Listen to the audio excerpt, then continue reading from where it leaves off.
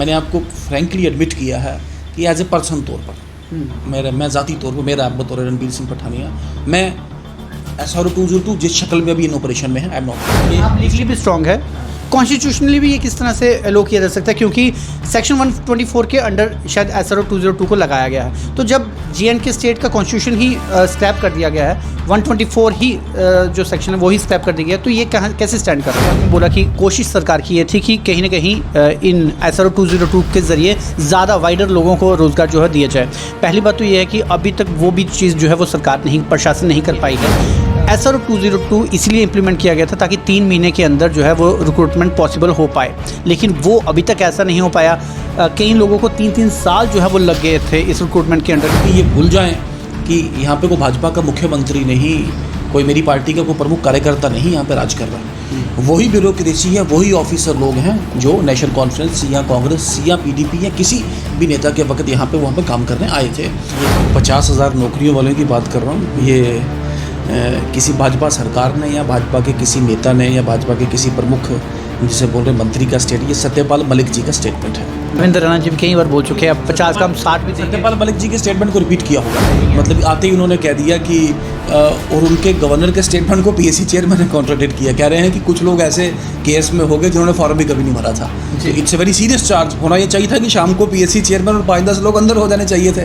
फिर JK bank के लिए कुछ कहा, जब थे यहाँ तो तब क्या तो 50,000। मुझे क्योंकि लीगली मैं इतना स्ट्रॉन्ग नहीं हूँ, क्योंकि जैसे एम्प्लॉइज़ थे स्टेट गवर्नमेंट के एम्प्लॉइज़ को सेंटर में कन्वर्ट किया, सभी सारे सेंटर एम्प्लॉइज़ हैं, तो फिर 202 वाले भी एम्प्लॉइज़ को कम से कम सेंटर कैटेगरी में तो डालें। फिर 202 कहाँ पे, क्योंकि सेंटर में तो 202 नाम की कोई पॉलिसी आई। जिस भी BJP लीडर के साथ मैं बात करता हूँ वो यही कहता है कि होना चाहिए, करना चाहिए। लेकिन चलिए, रविंद्र राणा जी की एक तारीफ है, सरोवर टोल प्लाजा की उन्होंने चिट्ठी तो लिख दी थी। कोई केंद्रीय मंत्री, केंद्रीय प्रशासनिक अधिकारी तो ये बोले कि हाँ भाई, मुझे स्टेट BJP का एक तरफ से ये मेमोरेंडम आया, ये अपील आई है और हम इसके ऊपर वर्कआउट कर रहे हैं। नमस्कार। इस समय कोरोना वायरस जानलेवा है, लेकिन उससे अलावा भी यूथ के लिए कई ऐसी समस्याएं हैं जो उनके लिए कोरोना वायरस से भी ज़्यादा प्राथमिकता रखती हैं, जिसमें से एक है SRO 202 और टोल जैसे कई ऐसे मुद्दे हैं जो जम्मू वासियों के लिए लगातार एक कोरोना वायरस से भी घातक बीमारी के रूप में सामने आ रहे हैं। इसी विषय पर चर्चा के लिए हमारे साथ मौजूद हैं पूर्व MLA और जो कि एक बेस्ट लेजिस्लेचर का अवार्ड भी 2015 में जीत चुके हैं और BJP के स्पोक्स पर्सन भी है RS पठानिया साहब। पठानिया साहब, आपका स्वागत है।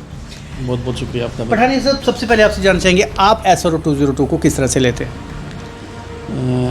अगर आप मेरे पर्सनल व्यू के बारे में अगर पूछें आप, तो मेरा मानना है कि कहीं ना कहीं बड़े स्पष्ट बात करनी चाहिए कि equal pay for equal work, और दूसरा साथ साथ कि जब शेष भारत में कहीं 2 सवाल नौजवानों के लोग, मैंने कल भी एक्सप्लेन करा था मीडिया के कि अगर equal pay for equal work है या नहीं, और क्या शेष भारत में अगर नहीं तो यहाँ क्यों। इसका जेनेसिस बता दूं इसका SRO 202 का, कि सबसे पहले तो उमर अब्दुल्ला साहब एक रिक्रूटमेंट पॉलिसी लाए थे। जम्मू कश्मीर एक स्पेशल स्टेटस है के होने की वजह से यहाँ पे जितना जो इंडस्ट्रीज़ वगैरह बाहर से या टूरिज़्म प्रमोशन की जो चीज़ें वो इतना आ नहीं पाया, जिससे अनएम्प्लॉयमेंट बड़ी एक चरम सीमा पे थी और नौजवानों में फ्रस्ट्रेशन थी काफ़ी। तो एक प्लान किया गया कि कम पैसे में ज़्यादा लोगों को सरकारी नौकरी में एम्प्लॉय किया गया, ये ऑब्जेक्ट था इसके पीछे। लेकिन किसी वजह से वो रिक्रूटमेंट पॉलिसी, मतलब इस SRO 202 का जेनेसिस कब है, जब से उमर अब्दुल्ला की सरकार थी तब से पॉलिसी डिसीजन सरकार ने लिया था। और फिर कोई उसमें दो राय नहीं कि द्राबू साहब ने सरकार बनते बनते ही एकदम उस वक्त भी इसका विरोध किया गया, लेकिन ये SRO 202 आ गया। तो एक तरफ तो ज़्यादा लोगों को नौकरी देना थोड़े कम है, और दूसरा तरफ जैसे मैंने कहा कि मेरी पूरी सिंपैथी है मेरे नौजवान साथियों के साथ कि the principle, this an universally accepted principle of law, equal pay for equal work which has been violated. और दूसरा, पूरे देश के साथ पैरिटी अगर लेनी हो तो मुझे लगता है कि हमने बड़ी सख्ती से और बड़ी मजबूती से केंद्र सरकार में और अपनी पार्टी में इसका पक्ष रखा। और मैं आपके माध्यम से जितने भी मेरे जो नौजवान युवक और युवतियाँ दोस्त, उनको बोलूँ कि भावुक ना हो आप, इसका हम कुछ ना कुछ इसका को रास्ता जल्द ही आने वाले वक्त में हम लोग निकालेंगे। We are not on that side सरकार की, जैसे वो पकड़ के बैठ गए हैं SRO 202। वी वांट कि एटलीस्ट इट शुड गो, अगर नहीं भी जाए तो कम से कम इस मॉडिफाइड फॉर्म में। ऑब्जेक्ट मैंने आपको बोल दिया। देखें, ये ऐसा नहीं कि सरकार के पास कोई, जिसे कहते हैं, को ट्रक लोड भरे हुए पैसे हैं, वही जनता का पैसा, वही लोगों में एडमिनिस्टर करना है। किस तरीके से करना, वो पॉलिसी और वो जो प्रणाली जो हो it should be public first, लोग सबसे पहले लोगों के लिए हो। पठानी साहब, मैं बिल्कुल हेल्दी डिस्कशन आपके साथ करना चाहता हूँ और काफ़ी कानूनी जानकार भी हैं, इसीलिए आपके साथ बात करने का भी बड़ा मज़ा आएगा। पहली बात तो ये है कि जिस तरह से एक कहावत है कि लम्हों ने खता की सदियों ने सज़ा पाई, और शायद नेशनल कॉन्फ्रेंस ने जो शुरुआत की थी गलती की, वो अभी तक भुगतते आ रहे हैं। लेकिन ऐसा क्यों हुआ कि बीजेपी ने उस गलती को दोहराने दिया? पीडीपी के साथ थे आप लोग, अब इसे मना भी किया जा सकता था। मैंने आपको पहले ही डिटेल में कहा कि सरकार बनते बनते ही एकदम द्राबू साहब ने ये पॉलिसी डिपार्टमेंट ऑफ फाइनेंस ने अनाउंस कर दी, और उस पर जितना एक चर्चा उस वक्त, मैं आपको पहले बता दूं कि हमारी ये मत सोचें कि भाजपा की सरकार थी, यहाँ पे गठबंधन सरकार थी जिसमें छोटा गठक दल, एमएलएज हमारे ज़्यादा थे कि कम थे, लेकिन हमारी बड़ी थोड़ी पार्टिसिपेशन उसमें थी, और जितना उसको डिस्कस डिबेट पार्टी फोरम पे किया जाना चाहिए था नहीं किया गया उसमें। मैंने कहा कि हमने एक बैलेंस स्ट्राइक करना है कि ज़्यादा लोगों को रोज़गार भी मिल जाए और ताकि नौजवानों के हितों की रक्षा भी हम लोग कर पाएँ उसमें। तो इसमें जल्द ही बैलेंस स्ट्राइक करने में हम यहाँ के जो नौजवान हैं वो आश्वस्त रहें, इसका कुछ ना कुछ हम हल, कुछ ना हमारी कोशिश रहेगी। देखें, अब आपका अगला सवाल इसमें मैं आपको सुपर इम्पोज करता हूँ, आप बोलेंगे कि आप शायद अगले हफ्ते फिर आएंगे मेरे पास या अगले महीने में, आप बोलेंगे जी हुआ नहीं उसमें। तो बड़ी डिटेल में ये भी आपके माध्यम से सबको बता दूँ कि ये भूल जाएँ कि यहाँ पर कोई भाजपा का मुख्यमंत्री नहीं, कोई मेरी पार्टी का कोई प्रमुख कार्यकर्ता नहीं यहाँ पर राज कर रहा। वही ब्यूरोक्रेसी है, वही ऑफिसर लोग हैं जो नेशनल कॉन्फ्रेंस या कांग्रेस या पीडीपी या किसी भी नेता के वक्त यहाँ पे वहाँ पे काम करने आए थे। हाँ, उनके लीडरशिप में एक रिटायर्ड ब्यूरोक्रेट जिनको लेफ्टिनेंट गवर्नर बना के भाजपा ने ज़रूर भेजा है, पॉलिसी डिसीजन वो लेते हैं। सरकार सिर्फ एक नॉमिनल तौर पे दिल्ली से इनको मॉनिटर चेक करती है। हमारा एक नॉमिनल, हम बोलेंगे अप्रत्यक्ष रूप से, एक इनविजिबल तरीके रूप से, एक बड़ा बहुत ही वेरी वेरी लिमिटेड हमारा एक रोल यहाँ पे रहता है। लेकिन आपने देखा होगा at times we have revolted, हमने रिवोल्ट किया, हमने अपना एक्सप्रेशन दिया। अभी परसों चौथ हमने एक पुलिस का एक्शन है उसको हमने कंडेम किया, हमने रेवेन्यू के जिससे कहते हैं एक्शन को, फॉरेस्ट के एक्शन को वी हैव कंडेम्ड। ऐसा नहीं कि जो भी कहीं ना कहीं, ये बड़ी ओपन एडमिशन है मेरी कि जो दिल्ली में मोदी जी का सबका साथ, सबका विश्वास और सबका विकास की जो बात है वो कहीं ना कहीं ट्रांसलेट करने में, this is very candid admission कि शायद ब्यूरोक्रेसी वाले, मैं तो नहीं बोलूँ, ये तो नहीं बोलूँगा फेल हो गए, लेकिन शायद थोड़ा सा उसको प्रॉपरली कैरी करने में थोड़ा सा। एक चीज़ आपकी काबिल तारीफ़ है कि आपने कुछ चीज़ों को माना ज़रूर है, हल्के शब्दों में ही मानिए कि जब पीडीपी के साथ सरकार थी तब भी आपका संगठनात्मक जो फैसला था वो नहीं हो पाया, जिस वजह से ये इम्प्लीमेंट हो गया। दूसरी बात यह है कि जिस तरह से आपने शुरुआत में बोला कि कोशिश सरकार की ये थी कि कहीं ना कहीं इन SRO 202 के ज़रिए ज़्यादा वाइडर लोगों को रोज़गार जो है दिया जाए। पहली बात तो ये है कि अभी तक वो भी चीज़ जो है वो सरकार नहीं, प्रशासन नहीं कर पाई है, क्योंकि अभी तक 50,000 नौकरियों की बात की जा रही थी, 10,000 ही अभी एडवर्टीज़ हो पाई हैं। तो यदि पहले से 50,000 थी तो यदि 202 के अंडर की जा रही तो वो 50 की 1.5 लाख बननी चाहिए थी, जो कि नहीं बन पाई। दूसरा सवाल ये है कि SRO 202 इसलिए इम्प्लीमेंट किया गया था ताकि 3 महीने के अंदर जो है वो रिक्रूटमेंट पॉसिबल हो पाए, लेकिन वो अभी तक ऐसा नहीं हो पाया। कई लोगों को 3-3 साल जो है वो लग गए थे इस रिक्रूटमेंट के अंडर करते। दूसरी कंडीशन इसमें ये थी कि जो भी SRO 202 के अंडर लगेगा उसकी कहीं ट्रांसफ़र नहीं की जाएगी। हमारे पास कई ऐसे उदाहरण मौजूद हैं जिन्हें कि ट्रांसफ़र भी कर दिया गया। तो इस पूरी प्रताड़ना के तहत बीजेपी को आई थिंक उन लोगों के साथ खड़ा होना चाहिए शाना बशाना, और उसके लिए बीजेपी को बार बार ब्लेम किया जा रहा है कि बीजेपी वैसा नहीं कर रही। एक तो पहले ये 50,000 नौकरियों वालों की बात कर रहा हूँ, ये किसी भाजपा सरकार ने या भाजपा के किसी नेता ने या भाजपा के किसी प्रमुख जिसे बोल रहे मंत्री का स्टेट, ये सत्यपाल मलिक जी का स्टेटमेंट है। और रविंद्र राणा जी भी कई बार बोल चुके हैं, 50 का हम 60 भी। सत्यपाल मलिक जी के स्टेटमेंट को रिपीट किया होगा ना, सत्यपाल मलिक जी के स्टेटमेंट को रिपीट किया। और सत्यपाल मलिक जी के स्टेटमेंट, अब गवर्नर तो भाजपा के ही थे, बट उनके स्टेटमेंट की भी क्या बात कहें उसमें, वो अपना ही बंदा आप लेके चले। तो किस तरीके की, तो गैरों ने लूटा हमें, है ना, अब डिबेट नहीं, गैर नहीं, देखें किसी की एक पर्सनल एक स्वभाव रहता है, मतलब आते ही उन्होंने कह दिया कि और उनके गवर्नर के स्टेटमेंट को PSC चेयरमैन ने कॉन्ट्राडिक्ट किया, कह रहे हैं कि कुछ लोग ऐसे केस में हो गए जिन्होंने फॉर्म भी कभी नहीं भरा था। तो it's a very serious charge. होना ये चाहिए था कि शाम को PSC चेयरमैन और 5-10 लोग अंदर हो जाने चाहिए थे। फिर JK बैंक के लिए कुछ कहा, जब थे यहाँ तो तब क्या है, तो 50,000 नौकरी ऐसी को बात नहीं। मुझे लगता है 50 ये तो अभी पहली कड़ी है, ये नहीं को सरकार ने कह दिया जो अभी 10,000 या 7,000 का जो पहला कैच आया इसके बाद कोई नहीं निकलेगी। जम्मू कश्मीर में अनलिमिटेड जितनी भी नौकरियाँ, जितने भी बेस्ट हम कर सकते हैं, और रोज़गार को दूर करने के लिए चाहे वो सरकार में और इसके साथ साथ प्राइवेट सेक्टर में भी, क्योंकि आप देखें एम्स, ITI वगैरह, ये IIM, ये जो जितने भी केंद्रीय संस्थान, और इनके साथ अगर कोई इंडस्ट्रीज़ अगर यहाँ पे आएगी तो नौकरी तो हमें ही मिलेगी। बाकी SRO 202 के बाकी प्रावधान मैंने कहा कि मैंने आपको फ्रैंकली एडमिट किया है कि एज ए पर्सन तौर पर मैं ज़ाती तौर पर मेरा बतौर रणबीर सिंह पठानिया मैं SRO 202 जिस शक्ल में अभी इन ऑपरेशन में है I am not with it. जिस शक्ल में यहाँ पे ऑपरेशन में हमने अपना बड़े वाज़ा तौर पे इस केस को भी ऊपर अपनी पार्टी हाईकमान के साथ और सरकार के साथ टेकअप किया है कि इसे अबल तो अरे वो या फिर इसको रीमॉडल इसको नई एक शक्ल नया एक रूप दिया जाए उसमें, और कोशिश की जाए उसमें कि हमारा मकसद ये है कि public welfare, we are not meant for कि हम लोगों को प्रताड़ित करें, लोगों को तंग करें, लोगों को परेशान करें। हमारे लिए जनता जनार्दन हमेशा फर्स्ट पब्लिक फर्स्ट को लेके हम चलते हैं। जिस भी बीजेपी लीडर के साथ मैं बात करता हूँ वो यही कहता है कि होना चाहिए, करना चाहिए। लेकिन चलिए रविंद्र राणा जी की एक तारीफ है सरोवर टोल प्लाजा की, उन्होंने चिट्ठी तो लिख दी थी। कोई केंद्रीय मंत्री केंद्रीय प्रशासनिक अधिकारी तो ये बोले कि हाँ भाई मुझे स्टेट बीजेपी का की तरफ से ये मेमोरेंडम आया, ये अपील आई है और हम इसके ऊपर वर्कआउट कर रहे हैं। सिर्फ चिट्ठी नहीं लिखी रविंद्र राणा जी ने, वो मैं आपके ध्यान में ले आऊँ कि वो नितिन गडकरी जी के साथ मिले भी, और नितिन गडकरी जी के साथ इसका को हल भी निकला। अब वो पर्दे के पीछे था, लेकिन फिर आ जाऊँ यहाँ पे कि यहाँ पे कुछ लोगों ने वेस्टेड इंटरेस्ट, जो हम पब्लिक के रिप्रेजेंटेटिव हैं तो वो लोग पब्लिक सर्वेंट हैं, कुछ पब्लिक सर्वेंट्स ने उसको मिसलीड करके यहाँ पे एक उसका अलग वर्शन देने की कोशिश की, जिस वजह से ये परेशानी बनी। जहाँ तक बात है टोल्स की, अब आपने बात की, तो ये भी एक बड़ा सोशल मीडिया पे ही लोगों ने टोल पे हम आएंगे, लेकिन पहले SRO 202 पे मैं SRO 202 की बात करूँ इसमें हमारा कोशिश इस पर रहेगा, हमारा कोशिश रहेगा इसको रीमॉडल किया जाए, और इसका जिस तरीके लोगों में इतना भी मिस इन्फॉर्मेशन कैंपेन लोगों में एकदम नहीं, बोले आप देखें SRO 202 रिक्रूटमेंट पॉलिसी तो तब SRO 202 मेरे ख्याल है अप्रैल या मई 2015 में आया, जून 2015 ठीक है ना। अब मेरे ख्याल अब 5वीं बरसी है उसकी, 5वीं बरसी है, तो ये 5वें 4 साल तो कोई इतना खल्ला बचा नहीं, 5वें साल में जिस पर उम्मीद होती है फिर कहते हैं गुस्सा भी उसी पे होता है ना। आपने ठीक कहा, तो आश्वस्त रहे लोग इसमें। हमने पहले ही कहा कि जिस दिन हमें लगेगा, मैंने विधानसभा में भी कहा उसमें। अच्छा, आप लीगली भी स्ट्रांग है, कॉन्स्टिट्यूशनली भी ये किस तरह से अलो किया जा सकता है, क्योंकि सेक्शन 124 के अंडर शायद SRO 202 को लगाया गया है, तो जब JNK स्टेट का कॉन्स्टिट्यूशन ही स्क्रैप कर दिया गया है, 124 ही जो सेक्शन है वो ही स्क्रैप कर दिया गया, तो ये कैसे स्टैंड कर रहे हैं यहाँ पे? देखें, जो भी लीगली आपने अच्छा एक सवाल पूछा है कि ये सिर्फ स्क्रैप कॉन्स्टिट्यूशन, ये प्रावधान किसी भी कानून में रहता है।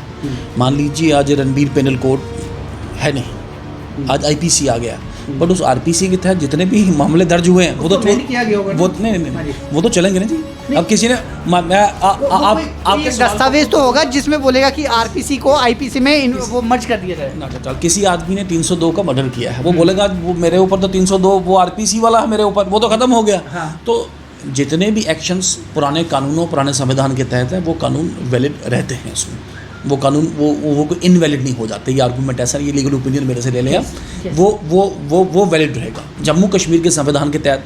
अब आप हमें बोलें कि जम्मू कश्मीर, जहाँ तक मुझे क्योंकि लीगली मैं इतना स्ट्रांग नहीं हूँ, क्योंकि जैसे एम्प्लॉइज़ थे स्टेट गवर्नमेंट के एम्प्लॉइज़ को सेंटर में कन्वर्ट किया, अब सभी सारे सेंटर एम्प्लॉइज़ हैं, तो फिर 202 वाले भी एम्प्लॉइज़ को कम से कम सेंटर कैटेगरी में तो डालें। फिर 202 कहाँ पे, क्योंकि सेंटर में तो 202 नाम की कोई पॉलिसी है ही नहीं, कहीं नहीं। तो फिर कैसे मर्ज हो? एडमिट किया आपको, लेकिन जो आपके तर्क का जवाब दे लूँ आपको कि ऐसा नहीं है कि जम्मू कश्मीर का संविधान चला गया और जम्मू कश्मीर के संविधान की पावर को एक्सरसाइज करके ये SRO 202 नहीं, that was separate issue, that was a separate issue. 370 का, पर ध्यान से सुन लें इसमें बात, वो एक्शन इनवैलिड नहीं होता, दो वी आर अगेंस्ट इट, लेकिन SRO 202 legally and constitution invalid. दो मैंने आपको खुद ही बता दिया पॉइंट कि एक यूनिवर्सली एक्सेप्टेड प्रिंसिपल है equal pay for equal work, और equal pay for equal work को ये वायलेट करता है SRO 202। और दूसरा मैंने आपको तर्क इसमें दे दिया कि जब आम आदमी को था कि अब तो भारत के लॉ आ गए, अब केंद्र में कहीं नहीं है तो जम्मू कश्मीर में क्यों है, ठीक है नहीं, ये तर्क बड़ी मजबूती से हम लोगों ने रखा। देखें, आपकी बात बिल्कुल ठीक है, पिछले 40-50-60 साल से ऐसे जन विरोधी जो कानून और जो प्रथाएं जो जम्मू कश्मीर पर चल रही हैं, आहिस्ता आहिस्ता करके हम कोशिश कर रहे हैं उनको हार्मोनाइज करने की, ठीक करने की, और it will take time. We will not make, Rome was not built in a day, एक दिन में हम यहाँ पे मॉडल एक वहाँ पे तैयार नहीं कर पाएंगे। जैसे फॉरेस्ट ड्वेलर्स एक्ट आया है यहाँ पे, अब जंगलात में कुछ लिमिटेड राइट्स उनको STs को दिए गए हैं। अब जैसे SCs का और OBCs का आपको बता दूं कि OBC का जो रिजर्वेशन है वो शेष भारत में ज़्यादा है, level of percentage Jammu Kashmir में कम है। The same is the case with बाकी लेवल में प्रमोशंस में भी। तो ये जो रिजर्वेशंस में भी काफ़ी एक रेवोल्यूशन आने वाले दिनों में, ये चेंजेस काफ़ी आने वाले दिनों में मुझे लगता है इसमें ये इफेक्ट करनी पड़ेगी इसमें। और बेसिकली आप वेट करें, this is just an intervening period. ये जो गवर्नर राज है, this is just an intervening period. Popular सरकार आती है, लोगों के नुमाइंदे इसमें जाएंगे और ये सिर्फ they are just passing the buck, थोड़ा टाइम निकाल रहे हैं। मुझे लगता है बहुत जल्दी डिलिमिटेशन कमीशन जैसा कहा गया है, जल्द से जल्द अपना काम करके और ये सारे इश्यूज वहाँ पे थ्रैश किए जाएंगे। और एक बात मेरी आश्वस्त रहें कि ये सोशल मीडिया पे इतना बड़ा भी वो इतनी बड़ी को बात नहीं है, ऐसा नहीं, संयम मत खोएं उसमें। और गैर जिम्मेदाराना देखें, ऐसा होता है कि एक आदमी गैर जिम्मेदाराना एक्ट करता है, उसे दूसरा, तीसरा, चौथा, पाँचवा, छठा, सातवां, आज कोई कह रहा है जी वो पता नहीं एक और कानून आ रहा है कि जिसके तहत पता नहीं क्या आपको 8 घंटे नहीं, आपको पता नहीं कितने 12 घंटे काम करने को कहेंगे, आपकी छुट्टी कैंसिल करेंगे, आपका ऐसा करेंगे। बट इस किस किस्म का, जिसका कोई सिर हो, जिसका कभी पैर नहीं है। वहाँ पे कोई भी कानून, भारत का संविधान यहाँ लागू है। भारत के संविधान में हर क्षेत्र, हर ये वो संविधान जिसे बाबा भीमराव अम्बेडकर जी ने जिसको गठित किया था, और जवाहरलाल नेहरू जी, हमारे राजेंद्र प्रसाद जी, श्यामा प्रसाद मुखर्जी जी, उस वक्त के मतलब कि वो जो देश के एक तकरीबन सारे ही जो दिग्गज लोग हैं, उन्होंने बैठ के इसको बड़ी मेहनत करके संविधान को बनाया है। पठान साहब, कंक्लूड करूँगा इसको। लास्ट में सिर्फ 1 से 1.5 मिनट में संक्षिप्त में जाना चाहूँगा कि जो टोल प्लाजास की बात की जा रही है, सरोड टोल प्लाजा, अब उसके बाद लखनपुर भी खुलने जा रहा है, और उसके बाद सुनने में आ रहा है कि अखनूर में भी एक नया बनेगा, क्योंकि सड़क बन रही है तो टोल तो लगेगा ही। तो मंदिरों के शहर को टोल के शहर में क्यों तब्दील किया जा रहा है? देखिए, इस पे भी मैं थोड़ा रिस्पॉन्सिबली सभी को एक्ट करने के लिए मैं रिक्वेस्ट करूँगा। इसमें पहली तो धारणा ये की जा रही है कि ये भाजपा आई तो पता नहीं क्या, ये 370 किया तो पता नहीं टोल आ गया। इसमें टोल्स एक national highway authority of India, एक पार्लियामेंट द्वारा पास कानून के तहत एक पॉलिसी क्या थी कि बड़ी बड़ी चौड़ी सड़कें, रिंग रोड, हमारे लोग बाहर लंदन इंग्लैंड जाते थे कि ये चौड़ी सड़कें हमारे यहाँ भी होनी चाहिए। अब हमारा तो भारत है अभी एकदम, तो ये लंदन तो बनेगा नहीं, लेकिन एक प्लान किया गया केंद्र सरकार में। उस वक्त सरकार किसकी थी, मैं उनको भी धन्यवाद करूंगा, मैं उनको गलत नहीं बोलूँगा। माननीय मनमोहन सिंह जी, मैं उनकी बड़ी इज़्ज़त करता हूँ, मेरी पार्टी से चाहे वो नहीं है, लेकिन वहाँ पे प्लान किया गया कि हम पब्लिक पार्टिसिपेशन के साथ, आप देखें जहाँ ये चौड़ी सड़क बनती है, गाड़ी का इंजन भी थोड़ा बचता है, गाड़ी की थोड़ी घिसाई भी कम होती है, पेट्रोल भी थोड़ा सा कम लगता है, मूड भी अच्छा रहता है, गाड़ी थोड़ी ठीक चलती है। तो प्लान किया गया कि ये सड़क बनाएंगे और उसके साथ लोगों से वसूली करके थोड़ा बहुत उस सड़क का खर्चा, और फिर उस सड़क को मेंटेन भी तो करना है, वरना सड़क खड्डर बन जाएगा। बिल्कुल सरकार कहाँ पैसा तो हमारा ही है, मेरा और आपका टैक्स पेयर्स मनी है। लेकिन सारा 2008 में ये कानून आया। This law was enacted in the year 2008, जब मनमोहन सिंह जी इस देश के प्रधानमंत्री थे। यहाँ पे उमर अब्दुल्ला साहब का सरकार था और वहाँ पे कांग्रेस का, यूपीए, यूनाइटेड प्रोग्रेसिव अलायंस का सरकार था। 2010 में फिर इसमें एक तरमीम लाई गई। यहाँ जो टोल लेने का जो नोटिफिकेशन, आपने बन टोल की बात की, ये मार्च 2014 में को ये नोटिफिकेशन आया है, जब सरकार जम्मू कश्मीर में किसकी थी, उमर अब्दुल्ला साहब की, और केंद्र में थी क्या, केंद्र में थी मनमोहन सिंह साहब की, ठीक है जी, 2014 की। मोदी जी मई में आए, मई में उन्होंने शपथ लिया हुआ 2014 में।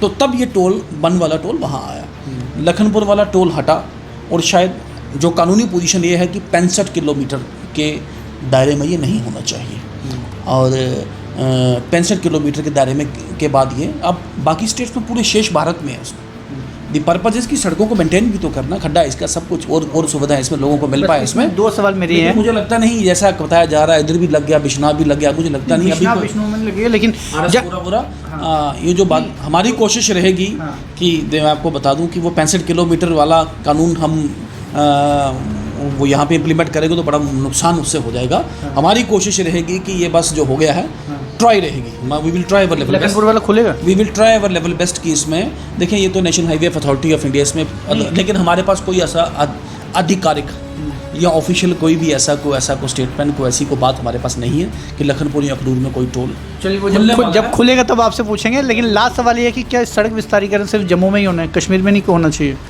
हर जगह होना चाहिए। कश्मीर में ऐसा को प्रॉपर रोड तो को बना नहीं है, ऐसा को प्रॉपर जिसे कहते हैं रिंग रोड टाइप, लेकिन मुझे लगता है कि वहाँ जहाँ वो जो ये जो आपका खन्ना बल से लेके काजीकुंड वाला जो 4 लेन में यहाँ पे शायद कुछ प्लान करने की वो कोशिश, शायद उस पर कुछ वो भी प्लान करने की कोशिश शायद की जाएगी। जो कश्मीर भी तो हमारे वो टैक्स हमें ही लगेगा, क्यों लगाना वहाँ भी हमारा। देखें, मैं आपके ध्यान में एक ले आऊँ उसमें कि ये जम्मू वर्सेस कश्मीर की डिबेट में मैं कभी पढ़ता नहीं। मैंने विधानसभा में भी कहा कि ये, मैं I am using very harsh word, मैंने विधानसभा में भी कहा कि किसी के बाप का नहीं है कश्मीर। मेरे ग्रैंडफादर वो एक बेल्ट फोर्स के आदमी थे। मेरे उनके जो पिताजी वो आज़ाद हिंद फौज और फिर उसमें के महाराजा साहब के साथ, तो उन्होंने मुझे बता के गए हैं कि मेरे बुज़ुर्गों की हड्डियां वो आज भी गिलगित स्कर्दू और बल्तिस्तान की पहाड़ियों में पड़ी हैं उसमें। तो ये कश्मीर जितना उमर अब्दुल्ला का, जितना वो कहते हैं अली शाह जिलानी है, जितना बोलते हैं उतना ही मेरा भी उस पर राइट है, उतना भी मेरा अपना है। और इसको छोड़ने के लिए या उसकी को बात या उस पर डिस्क्री, वो मेरा अपना कश्मीर, वो मेरा अपना, और हमारे बुज़ुर्गों ने उसे जीता है। ये सिर्फ स्टेट ऑफ जम्मू हुआ करती थी, यहाँ पे गिलगित स्कर्दू बल्तिस्तान तक हमारे बुज़ुर्गों ने और हमारे डोगरों ने अपनी जान की बाजी लगा के उसमें अपना खून दे के इसको एक स्टेट का इसमें निर्माण किया है इसमें। तो ये हमारी ही स्टेट है उसमें। चलिए मान लिया जाए कि जम्मू को ही सिर्फ टोल का जो है जगह नहीं बोला जाएगा, जम्मू कश्मीर को बोल लेंगे हम आने वाले टाइम में, यदि टोल से हर जगह हो जाता है। लेकिन इतनी काबिल तारीफ़ है कि काफ़ी चीज़ें जो है वो आर.एस. पठानिया साहब ने मानी हैं कि जो जिन जगहों पर लूप होल्स रहे हैं, और जो बीजेपी लीडर ये नहीं मानता है कि SRO 202 लूप होल नहीं है, उन्हें एक छोटी सी एग्जाम्पल से मैं ज़रूर समझाना चाहूँगा कि यदि MLAs के लिए भी आने वाले समय में इस तरह की कंडीशन रख दी जाए कि वो 5 साल के लिए बनेंगे, लेकिन पहले 2 साल वो CDF यूज़ नहीं कर पाएंगे, पहले उन्हें एडमिनिस्ट्रेटिव उनके अंडर ही काम करना पड़ेगा, और 2 साल के बाद उन्हें अपने CDF यूज़ करने का समय जो है वो दिया जाएगा, तो शायद उन्हें समझ आ जाएगा कि SRO 202 का दर्द क्या है। पठानिया साहब, आप हमारे से जुड़े, बहुत बहुत धन्यवाद। आपका बहुत बहुत शुक्रिया अमित जी, आपने एक लाइव इंटरेक्टिव सेशन मेरे साथ करने का मौका दिया और बहुत अच्छा लगा। और मुझे उम्मीद टोल लगने के बाद ज़रूर आऊँगा। टोल मुझे लगता नहीं ऐसे आप आइए, पर मुझे लगता नहीं टोल लगने के बाद आपको क्या टोल नहीं लगेगा, ऐसे आप आते रहिएगा, आप टोल का इंतज़ार मत करते रहिएगा कि वो आएगा उसमें। बहुत बहुत शुक्रिया, और उम्मीद है इन्होंने उम्मीद ज़रूर जताई है कि SRO 202 जाएगा नहीं तो अमेंडमेंट ज़रूर होगी। इसी आश्वासन के साथ हमें दीजिए इजाज़त, नमस्कार।